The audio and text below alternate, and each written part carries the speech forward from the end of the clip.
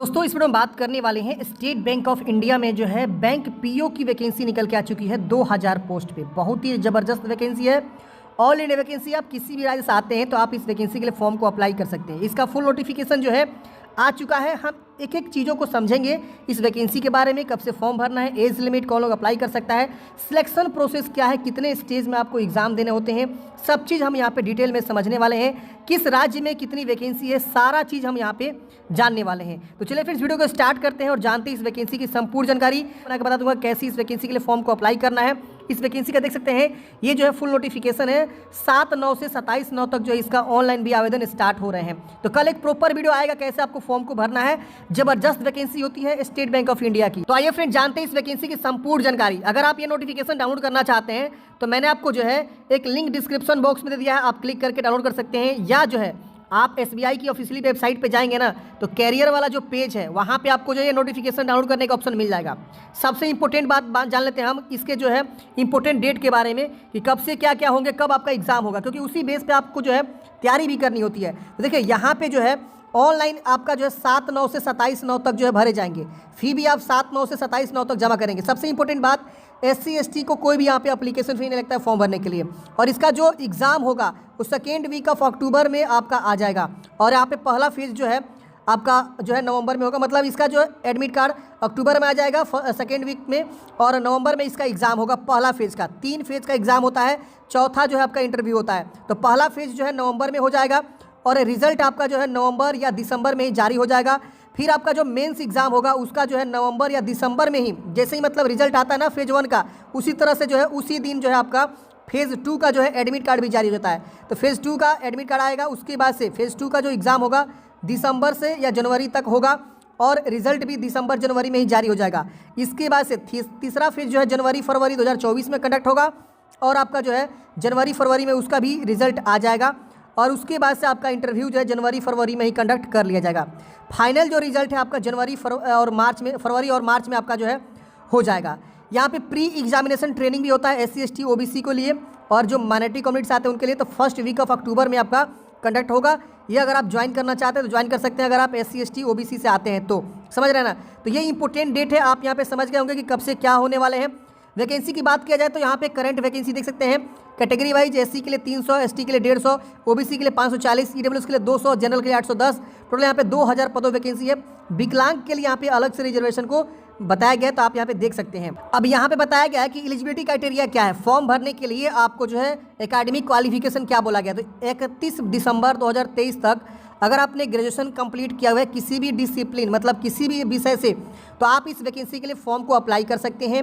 साथ ही साथ बोला गया अगर आप फाइनल ईयर या फाइनल सेमेस्टर में अगर आप अपीयरिंग हैं तो भी फॉर्म को भर सकते हैं, लेकिन आपका एग्ज़ाम जो है इतना के पहले हो जाना चाहिए या इस दिन भी हो जाना चाहिए। 31 दिसंबर 2023 तक आपका जो है कंप्लीट होना चाहिए, तो आप इस वैकेंसी के लिए एलिजिबल रहते हैं, फॉर्म को अप्लाई कर सकते हैं। अब बात आती है उम्र सीमा की कि आपकी उम्र सीमा क्या रहती है। तो एज लिमिट बोला गया है कि 1 अप्रैल 2023 तक आप जो है मिनिमम 21 वर्ष और मैक्सिमम 30 वर्ष कंप्लीट कर रहे हैं तो आप इस वैकेंसी के लिए फॉर्म को अप्लाई कर सकते हैं। बाकी अपर एज में भी छूट मिलता है, जैसे SC/ST को 5 साल, OBC को 3 साल, अगर कोई विकलांग है और वो SC/ST से है तो 15 साल, OBC है तो 13 साल और जनरल है तो 10 साल का उनको जो है अपर एज में यहाँ पे छूट मिलता है। तो ये चीज़ें आप यहाँ पे देख सकते हैं। अगर आप जो है ये उम्र सीमा के अंतर्गत आते हैं और ये क्वालिफिकेशन को फुलफिल करते हैं तो आप इस वैकेंसी के लिए फॉर्म को अप्लाई कर सकते हैं। रिजर्वेशन जो होगा विकलांग के लिए कैटेगरी वाइज वो यहाँ पे लागू रहेगा। इसके बाद यहाँ पे कुछ जो विकलांग पर्सन है उनके लिए यहाँ पे जानकारी दिया गया किस प्रकार का विकलांगता रखते हैं, तो आप इस वैकेंसी के लिए फॉर्म को अप्लाई कर सकते हैं। आप यहाँ पे एक बार जानकारी को जरूर पढ़ेंगे। इसके बाद से यहाँ पे जो है आपका बताया गया है टेस्ट का स्ट्रक्चर क्या है जो भी विकलांग लोग हैं उनके लिए। अब यहाँ पे बात आती है सबसे पहला फेज का एग्ज़ाम का जो है क्या रहता है, सिलेक्शन प्रोसेस समझते हैं। यहाँ पे देखिए सिलेक्शन प्रोसेस की बात किया जाए तो सबसे पहले आपका जो है PT एग्ज़ाम होगा, मतलब प्रिलिमिनरी एग्जामिनेशन टेस्ट होगा, जो बोला गया कि 100 मार्क्स का होता है इसमें। और यहाँ पे इंग्लिश लैंग्वेज से 30 क्वेश्चन, क्वांटिटी एप्टीट्यूड से 35 क्वेश्चन, रीजनिंग एबिलिटी से 35 क्वेश्चन, टोटल यहाँ पे 100 मार्क्स का क्वेश्चन रहता है। 100 नंबर ऑफ क्वेश्चन यहाँ रहते हैं। 1 घंटे आपको समय मिलेगा। हर एक जो है सेक्शन में आपको समय निर्धारित होता है कि इंग्लिश में 20 मिनट, क्वांटिटी एप्टीट्यूड में 20 मिनट, रीजनिंग में 20 मिनट, देख रहे हैं ना। तो इस तरह से यहाँ पे आपको जो है टाइमिंग रहता है। इसके बाद से जब आप पहला फेज क्वालिफाई कर जाते हैं तो दूसरे फेज का आपका जो है यहाँ पे एडमिट कार्ड जारी होता है ऑनलाइन में ही, और ये जो है 200 मार्क्स का होता है। जिसमें बोला गया है कि ये भी ऑब्जेक्टिव टेस्ट ही होता है और इसमें जो है 3 आवर्स आपको जो है समय लगते हैं। 3 घंटा का मतलब पेपर होता है मेंस वाला। अब यहाँ पे क्या होता है कि आपको 40 question reasoning and computer aptitude से होते हैं, 50 मार्क्स के 50 मिनट समय मिलते हैं। डाटा एनालिसिस एंड इंटरप्शन के 30 क्वेश्चन 50 मार्क्स के 45 मिनट समय। जनरल या इकोनॉमिक बैंकिंग अवेयरनेस से 50 क्वेश्चन 60 मार्क्स के 45 मिनट। इंग्लिश लैंग्वेज से 35 क्वेश्चन 40 मार्क्स के 40 मिनट आपको यहाँ पे समय मिलते हैं। इस तरह से 155 क्वेश्चन जो है 200 मार्क्स के हो जाते हैं, 3 घंटे आपको समय मिलता है। इसके बाद से आपका जो है डिस्क्रिप्टिव पेपर भी होता है इसी के अंतर्गत, ठीक है ना, जिसमें आपको जो है 2 क्वेश्चन रहेंगे और यहाँ पे आपका जो है 50 यहाँ पे मार्क्स जो है रहने वाले हैं, 30 मिनट समय मिलेगा। टोटल यहाँ पे 250 मार्क्स का जो यहाँ पे दूसरा फेज का एग्ज़ाम होता है। इसके बाद से आप दूसरा फेज क्वालिफाई कर जाते हैं।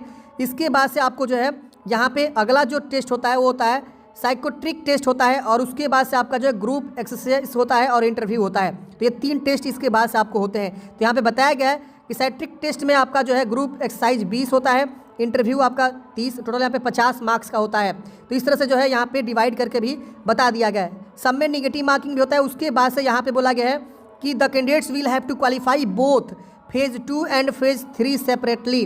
अगर आप फेज़ 2 फेज़ 3 दोनों में सेपरेटली आप क्वालिफाई करते हैं तो ही जाके आपका जो है फाइनल मेरिट लिस्ट में नाम आता है।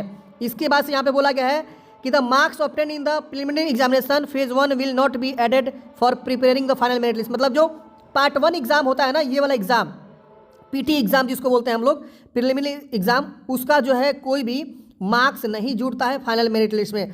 ये बस आपका क्वालिफाइंग इन नेचर होता है। अगर आप ये क्वालिफाई कर जाते हैं तो आपको फेज़ 2 और फेज़ 3 के लिए कॉल लेटर आता है। अब मेरिट लिस्ट जो बनता है वो आपके जो है फेज़ 1 और फेज़ 2 और जो आपका ये साइट्रिक टेस्ट होता है, ग्रुप एक्सरसाइज होता है, इंटरव्यू होता है, इसके बेस पे आपका जो है मेरिट लिस्ट बनता है। तो ये आप समझ गए होंगे। इसके वजह से फाइनल सिलेक्शन के बारे में यहाँ पे जानकारी दिया गया है। नॉर्मलाइजेशन मार्क्स भी यहाँ पे यूज होगा, आप यहाँ पे देख सकते हैं। तो ये रही सिलेक्शन प्रोसेस के बारे में। एग्जाम जो है आपका तगड़ा होता है। अब यहाँ पे जो है बताया गया रिजल्ट जो है आपके पब्लिश कर दिए जाते हैं। इसके वजह से एग्जामिनेशन का सेंटर, तो जब आप फॉर्म भरेंगे ना उसी समय आपसे पूछा जाता है कि आप जो है एग्ज़ाम सेंटर कहाँ रखना चाहते हैं। तो आप अपने मन हिसाब से, आप अपने अकॉर्डिंग जो है जहाँ मन वहाँ एग्ज़ाम सेंटर को रख सकते हैं कि प्रीलिम्स का, मेंस का हम एग्ज़ाम सेंटर कहाँ जो है रखना चाहते हैं। बात आती है सैलरी की। तो देखिए यहाँ पे प्रेजेंटली जो स्टार्टिंग बेसिक पे होता है 41,960 रुपये आपको सैलरी होता है। इसके बाद से हर साल जो है इंक्रीमेंट्स भी होते हैं, हर साल सैलरी आपकी बढ़ती भी है। इसके अलावा ऑफिशियली जो होता है DA, PA, HRA, CCA, PF, contribution of pension fund, ये सब आपको अलग मिलते हैं। इसके बाद से एनपीएस, एलएफसी, मेडिकल फैसिलिटी भी आपको मिलते हैं। साथ ही साथ लीज रेंटल भी आपको मिलते हैं, जैसे कि आप जहाँ भी रहेंगे वहाँ का रहने का जो है खर्चा भी सरकार आपको देती है, मतलब बैंक वाले देते हैं। जो भी अदर अलाउंसेस होता है वो सब आपके यहाँ पे रहते हैं। इसकी वजह से joining, training and career path के बारे में भी यहाँ पे जानकारी दिया गया है। एप्लीकेशन फ़ी की बात करें, मतलब फॉर्म भरने के लिए आपको एप्लीकेशन फ़ी 750 रुपये लगेगा जनरल, ईडब्ल्यूएस, ओबीसी को। बाकी एससी, एसटी, विकलांग को फॉर्म भरने के लिए कोई भी एप्लीकेशन फ़ी यहाँ पे नहीं देना है। प्री एग्जामिनेशन का ट्रेनिंग भी होता है। अगर आप एससी, एसटी, ओबीसी हैं, माइनॉरिटी कम्युनिटी से आते हैं तो आप जो है प्री एग्ज़ाम का ट्रेनिंग भी आप ले सकते हैं, जो बैंक के द्वारा कराया जाता है। बात करते हैं कि हाउ टू अप्लाई, तो 7/9 से लेकर 27/9 तक जो है फॉर्म भरे जाएंगे। 7/9 को मैं एक जो है प्रॉपर वीडियो बना दूंगा कि कैसे आपको फॉर्म को भरना है। आप जो इसी वेबसाइट से जो है जाके फॉर्म को अप्लाई करेंगे। तो पहले आप फॉर्म भरने का प्रोसेस देख लीजिएगा, जो कि मैं कल वीडियो बना के बता दूंगा। उसके बाद आप फॉर्म को भरिएगा तो आपको काफ़ी ज़्यादा सहूलियत मिलेगी फॉर्म भरने में। अब यहाँ पे बोला गया है रजिस्ट्रेशन एंड पेमेंट फ़ी। देखिए जब आप फॉर्म भरेंगे ना तो आपको एक जो है ये टेक्स्ट हैंड रिटन में लिखना होता है, ठीक है ना, इतना मैटर। तो जो भी कैंडिडेट से जब फॉर्म भरेगा तो उसको हैंड रिटन भी यहाँ पे करना होगा।